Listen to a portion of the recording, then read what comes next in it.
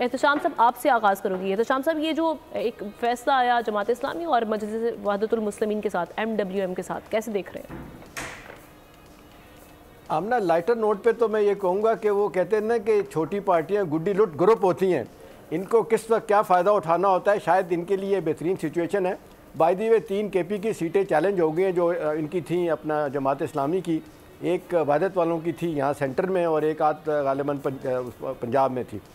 देखें, इस पे अब इलेक्शन कमीशन का भी नुक्ता नज़र आया, अभी मुझे थोड़ी देर पहले आपकी प्रोड्यूसर ने भी भेजा, जिसमें बड़ा वाज़ेह तौर पे बताया गया कि जी इनका इस तरीके से शामिल होने का मतलब ये कि टोटल आप चले जाएंगे उनके डिसिप्लिन में, जमात इस्लामी के और वहदत पार्टी के, लिहाजा आपको उनकी लीडरशिप मानी हो, उनका पार्लिमानी लीडर ही डिक्टेट करवाएगा। दूसरा, जमात इस्लामी ये कह रही है, ओपनली कह रही है कि जब आप हमारे पास आएंगे तो आपको हमारे फैसले मानना पड़ेंगे। अभी देखें आर्यनी क्या है, ये तारीख का जबर, सियासत का जबर कि वो इतनी बड़ी पार्टी बन के आज़ाद के तौर पे सामने आया और छोटी पार्टियाँ जो है ना उनके लिए जो है ना सारा कुछ करने के लिए तैयार हुई हैं, इसलिए कि उनका अपना फ़ायदा है। तो मेरा ख्याल है एक चीज़ तो आमना तय है ना कि अभी सारी पार्टियाँ ने उन्होंने हाथ उठा दिए। अभी गौर खान साहब कह रहे थे कि जी हमें लग रहा है कि हमारे पास नहीं है स्ट्रेंथ इतनी कि हम हुकूमत बनाएं, लिहाजा हम एक फॉर्मेडेबल अपोजिशन के तौर पे सामने आएंगे।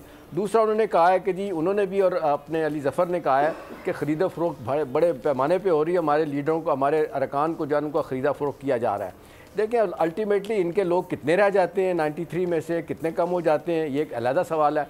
दूसरी बात यह है कि इस वक्त जो सिचुएशन बनी है, ठीक है, बानी चेयरमैन ने तो कह दिया कि जी हम इनसे बात नहीं करेंगे, वो भी तो मेरा नहीं ख्याल कि इतने फ्री एजेंट हैं कि इनके साथ जाके बात करेंगे। वैसे भी इस वक्त जो सूरत-ए-हाल इलेक्शन तक रही है वो तो मुखालफत से भरपूर रही है। बिलावल भुट्टो जरदारी ताने देते रहे कि आज अपनी किए की वजह से आप 2 दिन पहले उन्होंने इलेक्शन से कहा था कि आप जेल भुगत रहे हैं, यही बातें PMLN कर रही है। तो मुझे नहीं लगता कि किसी स्टेज पे वो दोनों कर सकते थे कोई इताअत। हाँ, ये बानी PTI ने एक मूव तो बड़ी खेली, एक इसको कहते हैं पोस्चरिंग, ऑप्टिक्स में आती है बात कि ठीक है इनके साथ बात नहीं करनी। भाई सवाल यह है कि आपके आज़ाद अरकान मिला के सब कुछ करके भी कोई इस पोजीशन में नहीं हुकूमत बनाए।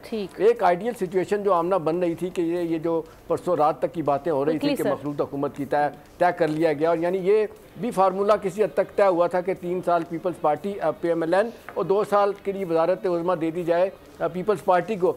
फिर बाद में कहा गया, जो पता चला कुछ लोगों से बात थी, वो कह लेंगे PMLN के लोगों ने रोला डालना शुरू कर दिया कि असल 3 साल में तो हम बड़ी मुश्किल से बड़े कड़े फैसले करके हम कोई फाल खाने की पोजीशन में होंगे, वो 2 साल हम दे दें पीपल्स पार्टी को, जो नहीं हो सकता। तो मेरा ख्याल है बड़ी फ्लूइड सिचुएशन है, अभी सारे कार्ड्स अपने खेल भी रहे हैं और मैक्सिमम कंसेशन देने की कोशिश कर रहे हैं। अल्टीमेटली एक आध दिन में, आज रात के बाद कुछ क्लैरिटी के साथ चीजें सामने आएंगी। सब्सक्राइब करें और बेल दबाएं ताकि कोई खबर रह न जाए।